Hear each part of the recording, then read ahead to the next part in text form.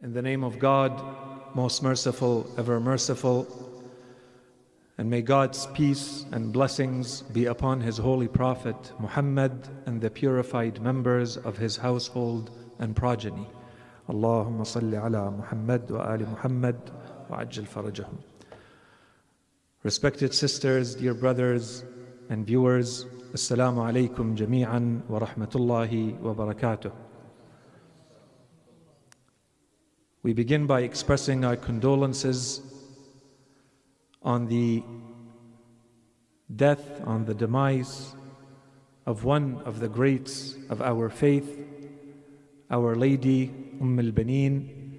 May Allah subhanahu wa ta'ala accept our deeds in these events, and may He help us become of those who follow in her footsteps and become true lovers and devoted and loyal followers of Ahlul Bayt alayhim as-salam.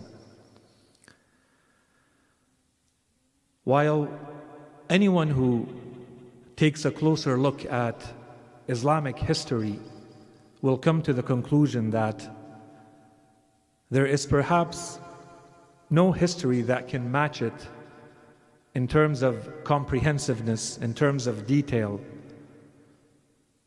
It is perhaps the most complete history throughout the ages and in all the domains that it has touched. Nevertheless, when we look at specific chapters of our Islamic history, we find that in some cases there are distortions, and in some cases there are lacks and gaps and a scarcity of details. And this applies to certain events, to certain eras in our Islamic history, and to certain personalities. And the figure of al-Baneen herself falls in this category.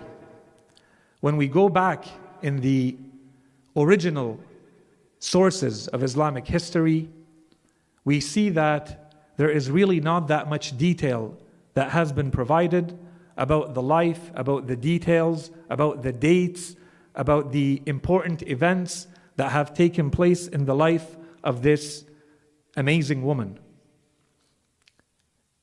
So given the scarcity of detail, do we simply give up and say that it's not worth discussing this topic? Absolutely not.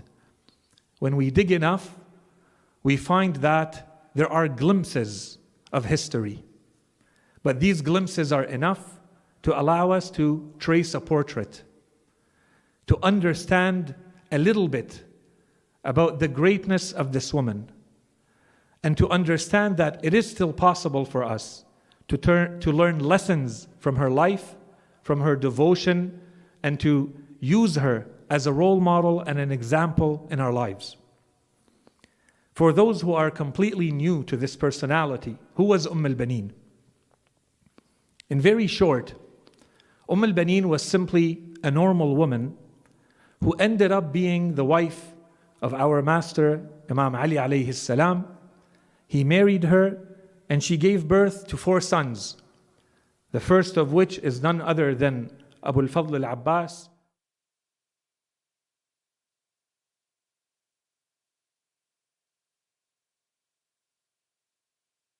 Their lives in the tragedy of Karbala.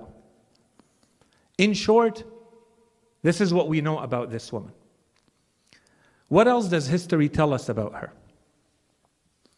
When we go back to the original sources, and in the little time that we have, what we will try to do is simply to try to provide a little bit of clarity, given that on the one side there is a lack of detail, and on the other side, when there are details, there is a lot of disagreement, there's a lot of contradiction between these details.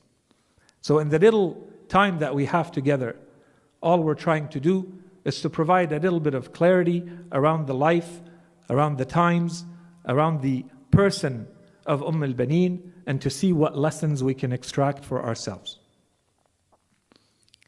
The issue, historically, begins even from the name of this woman. When we go back to the original sources of Islam, in terms of history, There are really two schools of thought. Alaykum as-salam wa rahmatullah. There are two versions that are provided to us about her name. The classic version tells us that this woman was by the name of Fatima bint Hizam al-Kilabiyya. According to this version, the nickname that was given to this woman was al-Baneen. Now, when was this nickname given? There are all sorts of opinions, and we can't go through all of them. Some say that this was a name given to her when she was still very young, hoping that she would be a mother to sons. Another version says that this is the name that Imam Ali alayhi salam gave her when she came into his house as his wife, and she asked him not to use her name Fatima, so as not to remind the children of Fatima az-Zahra alayhi salam of her mother when they hear her name pronounced. And so he called her al-Baneen. And another version says that this is the name, the nickname that was given to her after she had her 4 sons. Another version of history tells us that this is in fact a name that was given to her by her father at birth. So she was never called Fatima, according to this second version. Her first name, as we would say today, her first name was Baneen. It was rare, but it happened that the Arabs would use this sort of nickname as a first name for someone. And if you go back in the books of history, we see that there's an entire story around how her father may have called her al-Baneen from birth. We're told that before the birth of al-Baneen, her father was on a trip. He traveled, and he saw a dream in which he was holding a jewel or a pearl. And then he saw a rider from the desert come to him and ask him whether he would be okay in selling this beautiful jewel to him. So he told him, I would not mind selling it to you, but I don't know the worth of this jewel. It's too magnificent and it's too big. I can't give you a price. How about you propose a price for it? And the rider told him, I have also never seen a jewel like this. I can't give you a fair price for it. But perhaps I have a better solution for you. There's maybe something you can do that is even better than trying to sell it. And this something that you would do would actually grant you an eternal remembrance, a remembrance throughout the ages. He told him, what would that be? He said, how about you gift this jewel to a king or a prince or someone with a lot of greatness? And this would ensure your perpetual remembrance. People will remember you forever. He woke up. He saw this in a dream. He woke up. He went to his companions who were traveling with him. And he asked them, what do you think this dream means? His companions told him, we think that Allah subhanahu wa ta'ala will grant you a daughter, and that someone will come asking for her hand in marriage, and if you accept, then through this marriage, your name and your remembrance and the remembrance of your family's name will remain forever. And so when he went back home, his family told him that his wife was just giving birth right now. So he remembered the dream on one side, and he remembered the ancestor of this young daughter that was being born to him, whose name was also Al-Baneen.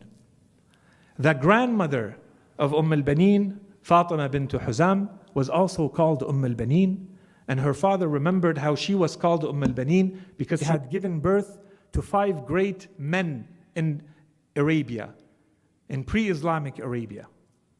These men were eloquent, they were warriors, brave, honorable, generous. And so he hoped that this daughter of his, remembering his dream, would also be a woman of such quality who would bring into this world these types of men and keep the remembrance of their lineage alive. And so he called her Al-Baneen at that point.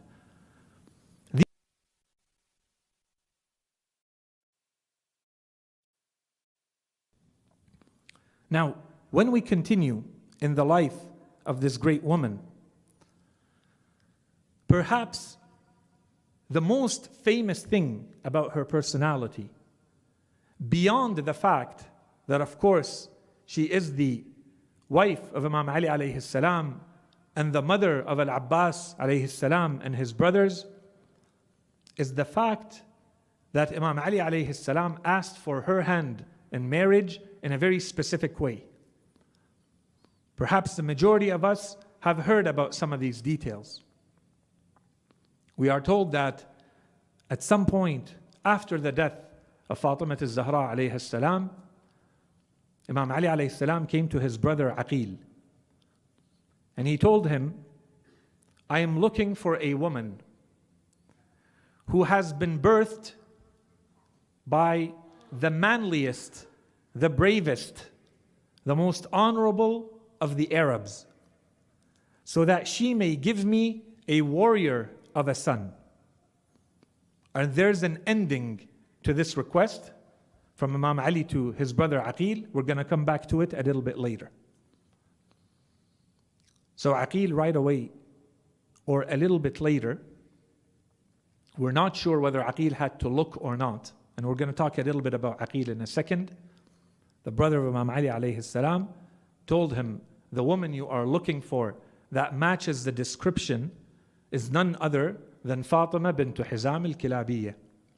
By the way, in the books of history, there are two versions for the name of her father. Sometimes they say Haram, bint Haram al-Kilabiyya, which was also a name that the Arabs used at that time.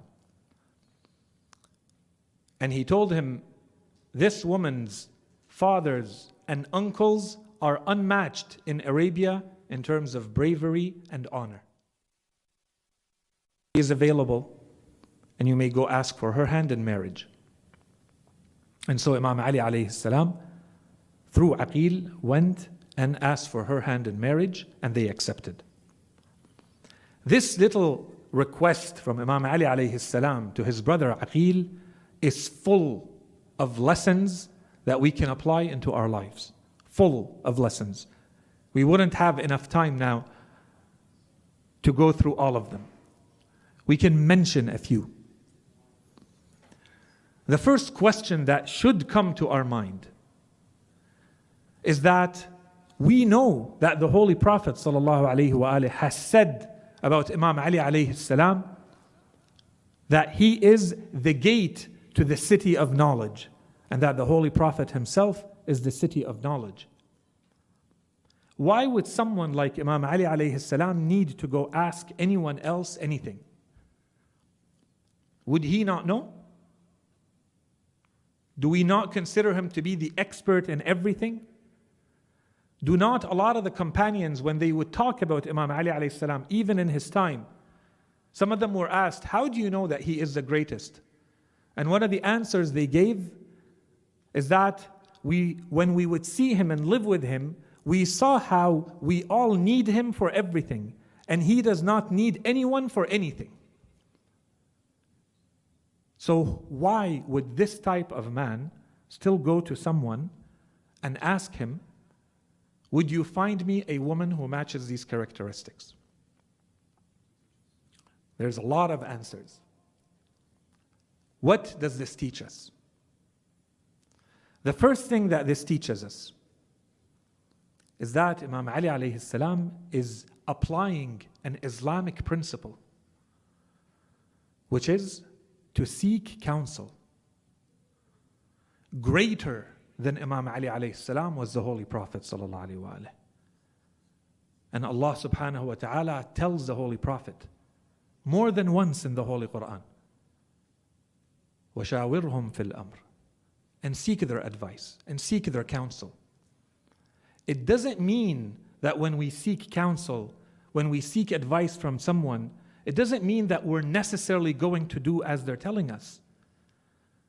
But this creates a different open-mindedness.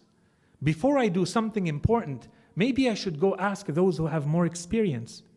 Maybe I should go ask those who have more knowledge, who have gone through something similar, who have wisdom in life. And this especially applies to things that are important in our lives. I shouldn't think that I know everything, that there is no other point of view that is valid. And this does not apply just to us. And as we're saying, Imam Ali alayhi salam is applying this principle.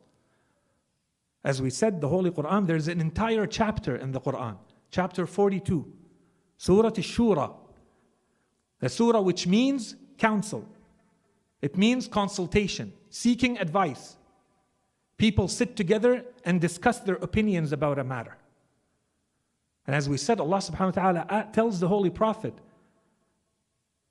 فَبِمَا رَحْمَةٍ مِّنَ اللَّهِ لِنْتَ لَهُمْ وَلَوْ كُنْتَ فَضًّا غَلِيظَ الْقَلْبِ لَانْفَضُّوا مِنْ حَوْلِكَ. And so what does he say? وَشَاوِرْهُمْ فِي الْأَمْرِ فَإِذَا عَزَمْتَ فَتَوَكَّلْ عَلَى اللَّهِ. At the end, you're the one who's going to decide. You've heard everyone's opinions. At the end, you have the resolve, you make the decision, and you rely on Allah subhanahu wa ta'ala and you proceed. This is a lesson for our lives. Imam Ali alayhi salam applies these lessons. Imam Ali alayhi salam became Imam Ali because he's the best at applying these Islamic teachings. That's what makes him Imam Ali alayhi salam. A second principle we learn from Imam Ali alayhi salam is that he is respecting expertise. Our religion recognizes expertise. Our religion respects expertise.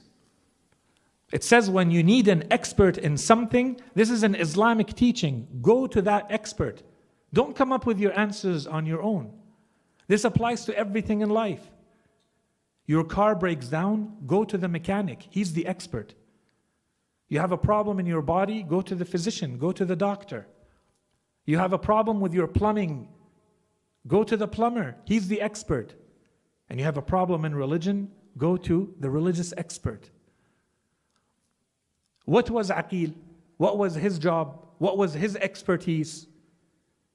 He was a biographer. Aqeel was a historian.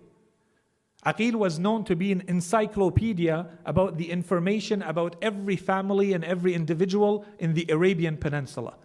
It is said that there were 4 people who were experts in ansab, in biographies, in the histories of the Arabs in the time of Aqeel. 4 big experts, and the best of them was Aqeel. They would put a carpet for him, and he would sit on it, and the people would come and seek his advice. People would come to Aqeel and say, I'm looking for a business partner. I'm looking for someone who comes from a family who has dealt with so-and-so issues. I would like to get married to someone with these attributes. And Aqeel would tell them, based on his knowledge of history, biographies, what has happened. And he also knows all what we can call maybe the black files. He knows all the good and all the bad about everyone. Which brings us to the next point. That when someone like Imam Ali alayhi salam goes to seek the advice of someone like Aqeel, this also establishes the expertise of Aqeel. It means that Aqeel is truly an expert. Today, if you dig through the books of history, you see that there have been many attacks over the years against Aqeel, over the centuries, in all sorts of ways, to try to diminish from his rank, to try to say that there were issues between Aqeel and Imam Ali alayhi salam, that he had his own way, that he did not believe in the same principles of Imam Ali alayhi salam and the rest of Ahlul Bayt. And so they attacked him in all sorts of ways. This was one of them. This establishes that Imam Ali alayhi salam trusts the advice and the counsel and the expertise of his brother Aqeel. Beyond all of this, Imam Ali alayhi salam is also establishing principles that today we may take for granted, such as the effect of genetics. And this is very important. At that time, 14 centuries ago, in the Arabian Peninsula, they did not believe, we don't have time right now to go into their beliefs of where the personality of the child comes from. They certainly did not believe in genetics. And they certainly did not really believe that the mother is going to have that much of an impact on the personality of the child. And here was Imam Ali alayhi salam centuries before the principles of genetics were established and presented. And he's asking his brother to find him a woman who has been birthed by the manliest of the Arabs, the most honorable ones and the most brave of the Arabs. Doesn't this establish what today we would call the nature and nurture discussion? This is nature. This is the genetic, biological component that Imam Ali wants to show that also comes down from the woman as much as from the man. The next principle that we learn from this, in all of his greatness, Imam Ali alayhi salam is being very careful in choosing the right spouse. Many of us, unfortunately, we may focus on the right thing, on the wrong things when we choose a spouse. When we want to choose the husband, when we want to choose the wife, what are we focusing on? What is important for us? What is it that am I embarking on? This is a life project. This person that I'm bringing into my life and I'm associating with is going to be my partner in life, in every aspect of life. Who am I going to associate with? Who am I going to choose as my spouse? Sallu ala Muhammad wa ali Muhammad.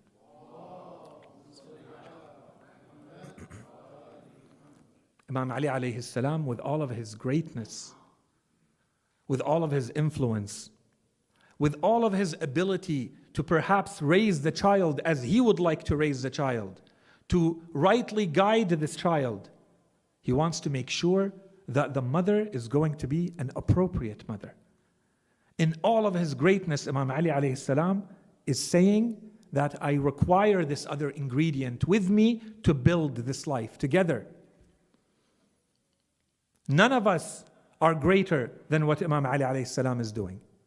We have to understand our place in this project, in this mission that we do together with a spouse.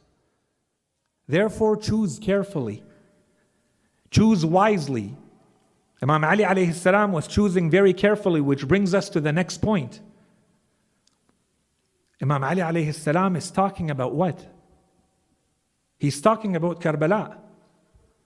When was this? This is no less than 35 years before. It's not enough in our lives to live life randomly, without a plan, without a purpose, without preparation, without knowing where we're going and what we're trying to do. Imam Ali alayhi salam is choosing a spouse that will give him a son who will become a warrior 35 years later. And this applies to the entire lives, all the aspects, all of the dimensions of the lives of Ahlul Bayt alayhim salam. Imam Ali alayhi salam, when he looks at Karbala, today maybe some of us would say, Karbala is something that Allah subhanahu wa ta'ala has engineered. Allah wants it to happen. So of course it will happen as Allah subhanahu wa ta'ala wants it to happen. If that is the case, then no matter what happens, it will happen the way God planned. End of story. Is this how Imam Ali alayhi salam is dealing with things? No. Imam Ali alayhi salam knows that everything has a potential that it can reach. You have an objective you're trying to attain. For that objective to be reached, there is a number of ingredients that have to be put together. If you ensure those ingredients, you may achieve that objective. There's no guarantees. But your job is to work hard, and put those ingredients together. And then it may reach its full potential. Whether it reaches or not is in the hands of God. Your job is to put the ingredients together, is to do the work. And then you rely on Allah subhanahu wa ta'ala to make things happen as He sees fit, based on His mercy and His wisdom. Which means that we have to live lives of planning. Our lives should not be aimless, without purpose, without a plan. Ahlul Bayt alayhim salam, every aspect of their lives, if you study it, you see that there's a plan. They're looking to the future. There are parts of these plans that are individual and there are parts that are collective. We have to work together towards these plans. Perhaps the last point, there's others, but we're going to lack time. Perhaps one of the greatest teachings that we also learn from this statement from Imam Ali alayhi salam, when he asks his brother Aqeel to find him such a wife by these characteristics, is something that reveals to us that Imam Ali alayhi salam is exposing, is revealing the rank of this woman and her family. Without this question from Imam Ali alayhi salam, we might think that al-Baneen is just another woman, that Imam Ali alayhi salam simply went and married. Through this we now know, when Imam Ali alayhi salam explicitly asks in front of other reporters, people who brought this down and documented the event to us in history, that he wants a woman by this description, even if Imam Ali alayhi salam already knew that Aqeel would say it's so and so woman, this way everybody is now going to know. This woman was not chosen randomly. She is chosen for who she is, and she is chosen for the family she comes from. And this makes us go back and study the family of al-Baneen. We don't have time to go through it right now. This was one of the most well-respected, most prestigious houses, families, tribes in the Arabian Peninsula. They were full of warriors as a family, full of eloquent poets, full of honorable, generous men. One of them was Labid. For anyone who has studied pre-Islamic, the Mu'allaqat, Labid ibn Rabi'a was one of the poets whose poetry was written as part of the hanging poems written with gold water on the Kaaba before Islam. And in some of his poems, he actually praises his ancestry. This is the ancestry of al-Baneen. This is the same family. They did a lot of great things from before and after Islam. And this is the house that Imam Ali alayhi salam chose for a wife to become a mother for al-Abbas and his brothers. If we continue digging through history, we don't have time to talk about the birth of al-Baneen and the disagreements around that. Let's talk about her marriage very quickly. When did that marriage happen? There are three big opinions about when al-Baneen and Imam Ali alayhi salam got married. The first one says that they got married year 13 after Hijrah, 2 years after the passing away of Fatimah al-Zahra alayhi salam. Another opinion says that they got married year 18 after Hijrah. And the truth is, logically speaking, and based on what we know from the customs of the Arabs at that time, these dates seem to be far-fetched.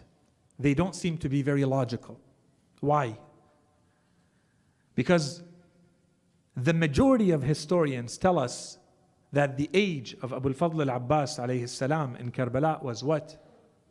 Around 34 years old.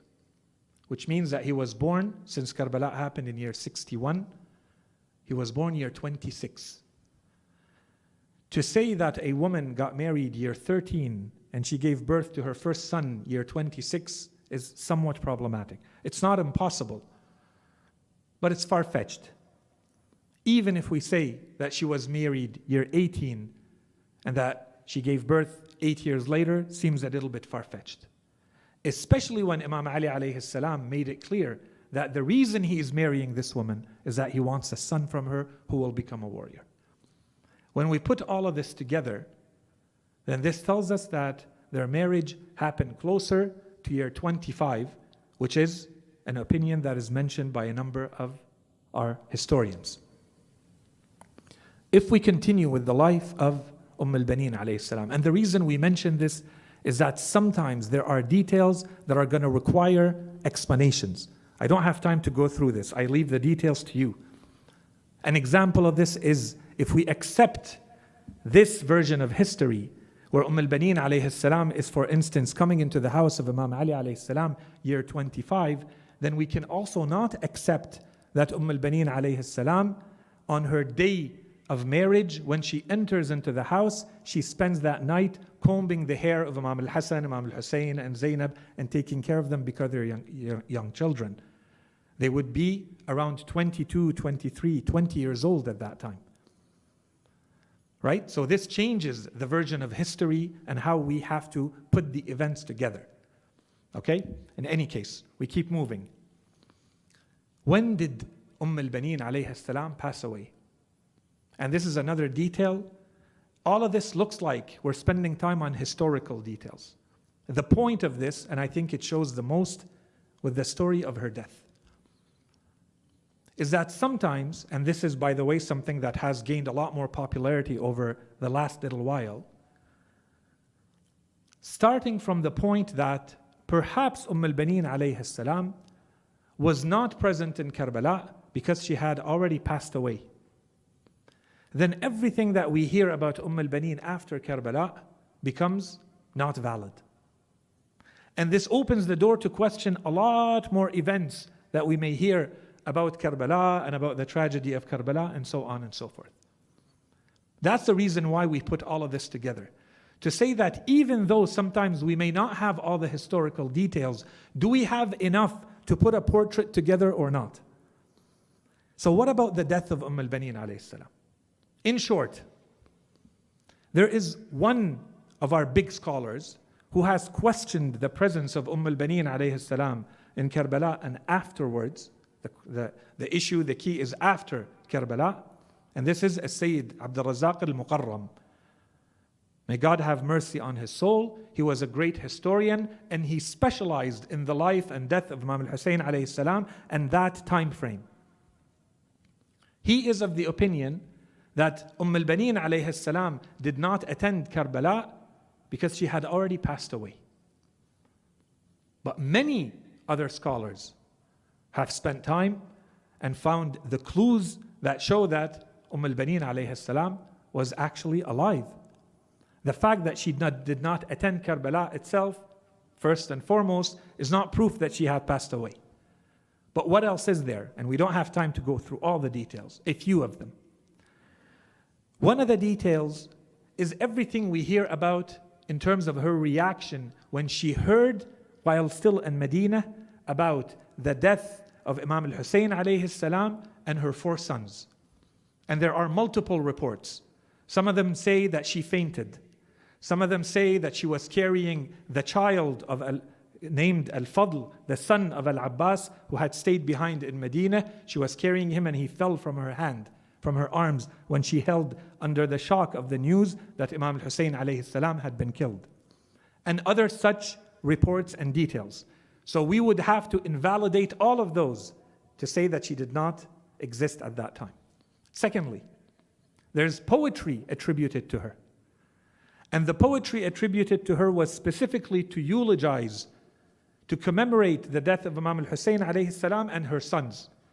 And in fact, the poetry is mentioned in some books of history, who tell us that she would go and recite this poetry in Baqi'. Around the other members of the family of the Holy Prophet and others, she would go there and remember her sons and Imam al-Hussein alayhi salam. And in fact, we have some books that are not religious books, books of the history of poetry, books about the woman poets in the Arab world for generations that have mentioned her name as being a poet, and they report these specific poems. When Imam al-Hussein alayhi salam passed away, and when she received news of the death of her 4 sons, which is further proof that she was alive and reciting poetry. What else? We have some reports that tell us that Sayyidah Zainab alayhi salam would go visit her, and that she would visit Sayyidah Zainab, and specifically that Sayyidah Zainab alayhi salam would go and visit her to console her, and in all of the a'yad and important occasions. This is how it's written in the books of history. So that's another clue. Yet another clue. We have a report from someone by the name of Sulaiman al-A'mash. Sulaiman al-A'mash was a well-known companion of Imam al-Sadiq alayhi salam, but he was in fact a companion of Imam al-Baqir and Imam al-Sajjad alayhi salam. He would have probably, by my calculation, he would have been maybe a boy of around 8 at the time of this incident. He says, I was in the presence of Imam al-Sajjad alayhi salam when al-Fadl, the son of al-Abbas alayhi salam, when al-Fadl entered crying, coming to who? Coming to Imam al-Sajjad alayhi salam, his uncle, and saying, today my grandmother al-Baneen has passed away. And he says, al-A'mash says, and this was on the 13th of Jamadi Thani. This is where the report comes from, and that's why we're gathered here today. Why is it this day specifically? So this is yet another proof. And then finally, the majority of the books of Maqatil today, they rely on one source specifically. We don't claim that this source is authentic from beginning to end. But this is the source of the majority of what we all collectively hear about the maqtal during the month of Muharram and the rest of the year. And this is the maqtal of Abi Makhnaf. And Abi Makhnaf mentions in his maqtal that al-Baneen would go out and would remember her sons and Imam al-Hussein alayhi salam and eulogize them. If we're accepting everything else that he is saying about the maqtal, then it's strange to reject this one little detail in it and to say that it has no validity. And the reason we're talking about all of this, as we said, is that we're trying to close that door. It's okay to dig into history. It's actually really good. This is how science advances. But we have to do it in the right way and not be so quick to dismiss because we heard maybe a lecture or we read an article or we had a question pop in our mind and suddenly we're ready to reject an entire part of history, an entire personality, an entire chapter of Islamic events because there is something that we have a little bit of a doubt or a question about. To conclude all of this, what is the greatness of al-Baneen alayhi salam? Why are we talking about her? 14 centuries later. Why? Some people think that it's because she was the wife of Imam Ali alayhi salam. Some people think that it's because she was the mother of al-Abbas and his brothers. Family ties by themselves are not enough to create your greatness. It's not because you're the wife or the father or the mother or the sister or the brother or the son or daughter of someone that you become great. It's what you do with that. The Holy Quran gives us examples. There are others who may read greats in history. The Holy Quran talks about the wife of Prophet Lut and the wife of Prophet Nuh. The Holy Quran says, كَانَتَا تَحْتَ عَبْدَيْنِ مِنْ عِبَادِنَا صَالِحَيْنِ. These were virtuous servants of ours. They were prophets. فَخَانَتَاهُمَا. They betrayed them. They did not uphold that faith and those values and that belief that should be compatible with being married to such a person. Al-Baneen alayhi salam, she started out as just another woman. A good woman from a good family with a good background. The greatness came from what she did with the circumstances that came her way. The devotion that she showed to Ahl al-Bayt alayhim as-salam. And how she raised and created a family out of this. The type of children that she raised with those values once she was put in that situation. This devotion, this selflessness, this absolute love that she had for Ahl al-Bayt alayhim as-salam, this is what our scholars say made her into becoming a gate. The reward of God for this woman was that now the majority of us know when you have a difficulty, the majority of our scholars, not just us, our scholars say, why don't you do 100 times of salawat and send it as a gift to Al-Baneen so that perhaps your difficulties may be erased and so that your prayers may be answered. This is a great rank. Where does this come from? She was a normal person like you and I. How does she attain that level that we remember centuries later?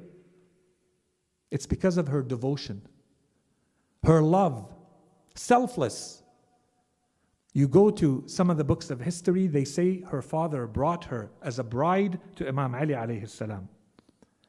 When she reached the door, she said, before I enter, I have conditions. One of her conditions, you can also imagine, this was not something customary for a woman to ask. It also tells you that she has personality. This is not someone who doesn't know what they're doing. She has character, she has strength, she knows what she believes in. She told her father, I have conditions. Before I enter here as a wife, I have conditions. She said, he told her, of course, what are they? Imam Ali alayhi salam is right there. She said, one of my conditions is that I do not enter into this house as a wife. I want to enter into this house as a pure servant to Ali and his children. Imam Ali alayhi salam refused. He said, no, this condition is rejected. And if you are not going to compromise, then you may go back. Imam Ali alayhi salam said, you're not coming into this house as a pure servant. You are coming into this house as a free woman. You are coming into this house for your worth and merit. So she said, then I want, if you refuse, then I want to serve Al-Hassan and Al-Hussein and Zainab. He told her, if you want to perform services for them, that is up to you. But you are not their servant nor mine.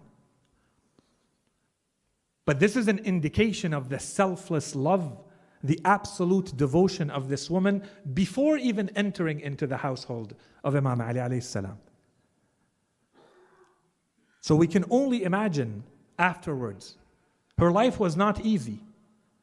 Her family were wealthy. They were well off. When she came to the house of Imam Ali alayhi salam, Imam Ali was in Kufa. When Imam Ali took over as the Khalifa of the Islamic world, he wanted to fight the corruption of the previous governments. The financial, social corruption. He wanted to eliminate poverty. And Imam Ali being Imam Ali, where does the fight begin? From himself and inside his own house. Imagine today, you have a ruler of multiple countries, multiple nations. A huge part of the world map was under his rule. He was the Khalifa of the Islamic world. He changed the capital from Medina to Kufa. What did he do? Alaykum as-salam wa rahmatullah. You would expect someone to build some sort of palace for the Khalifa to come in. Imam Ali alayhi salam, with his own two hands, he built his own house with mud in Kufa. The house is still there. When you go to Kufa, you can visit the house of Imam Ali to see how the Khalifa of the Islamic world lived. The house that he built with his two hands from mud. Nothing simpler than that. Barely enough for his family to live in. This is the house and this is the life that al-Baneen accepted. And she lived in hardship and difficulty during that time. And afterwards, she stayed loyal. And the type of children that she raised during that time are the type of children that we saw as the heroes of Karbala, the heroes of Islam. Al-Abbas, the hero of Imam al-Hussein alayhi salam himself. Every time you remember, every time you hear of the heroic acts of al-Abbas and his brothers, you should first remember what kind of woman raised them. Selfless, no recognition of arrogance. There is no I. There is something greater than me. I live to serve.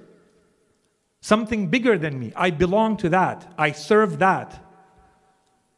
I am here to serve Ali and Ahl al-Bayt alayhim as-salam. This is a huge lesson for us to learn. When we go to the event of Karbala, you see as an example, we don't have time to mention too many, let's wrap up with this. in Karbala, the historians tell us that on the night of the 10th, Shimr ibn al-Jawshan, he called. He came in the field where the battle would take place, and he called out with his voice, "Where are the sons of our sister?" Why? Because the family of Shimr are cousins with the family of al-Baneen. So he says, "Where are the sons of our sister? Where is al-Abbas and his brothers?" Al-Abbas did not move. They heard him. Imam al-Hussein alayhi salam told his brother al-Abbas, "They haven't done anything wrong yet. Go talk to them." Al-Abbas came.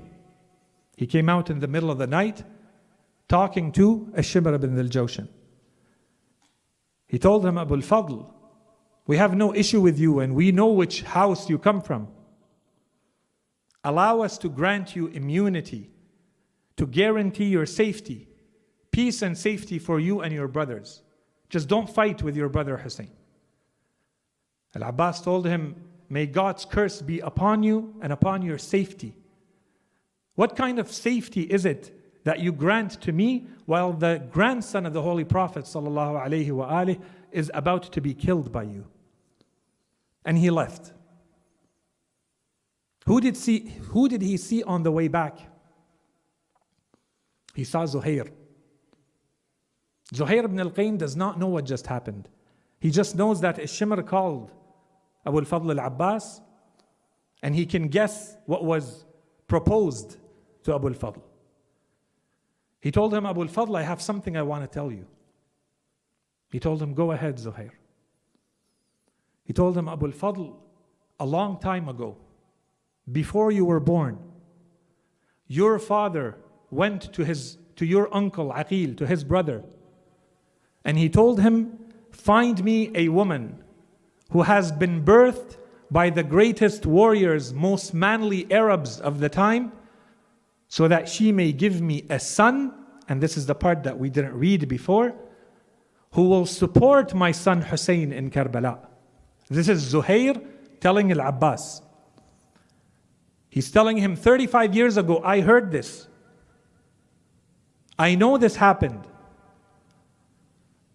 This is the hour, Zuhair tells al-Abbas, this is the hour for which your father had preserved you.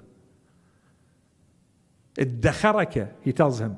He kept you as a treasure. This is the time he wants to show you. All of this was done for this hour. What is he telling him? He tells him, I hope you didn't accept the deal of Shimr. As if Abu al-Fadl would ever accept. But this was life and death. Who knows? Abu al-Fadl al-Abbas alayhi salam, he simply told him, Zuhair, you don't need to give me any encouragement in this hour. And I swear that I will show you things in the battle that you have never seen. And this is exactly what happened. All the way to the end. When al-Abbas removes, after everyone is killed, and he goes to get water for the children, and he removes 4,000 warriors off of the banks of the river and enters into the river. And he fills the bag of water. And he wants to start heading back, but he's thirsty. So he scoops one handful of water. But when he's about to drink, he remembers the thirst of Imam al-Hussein alayhi salam. This is the upbringing of al-Baneen. This is the selflessness. There is no I. What does he say? Ya nafsu min ba'd al-Husayni huni. He tells his soul, my soul, you must become worthless and cheap after the death of Hussein. What's the purpose of your existence, whether you live or die, whether you exist or not, if Hussein has died? Here is Hussein about to drink from the cup of death, and here you are about to taste the cold of the water. I swear, he says, I swear, this is not my belief, nor my principles, nor my creed. This is the upbringing of al-Baneen to al-Abbas and to his brothers. We ask Allah subhanahu wa ta'ala to help us understand the lives of Ahlul Bayt alayhim as-salam and their devoted followers and loyal servants. And inshallah, we become of those who can take those lessons and apply them to the Imam of our time, to love the Imam of our time with the same devotion, with the same selflessness, and to associate with him with the same servitude. وصلى الله على سيدنا محمد وعلى آله الطيبين الطاهرين.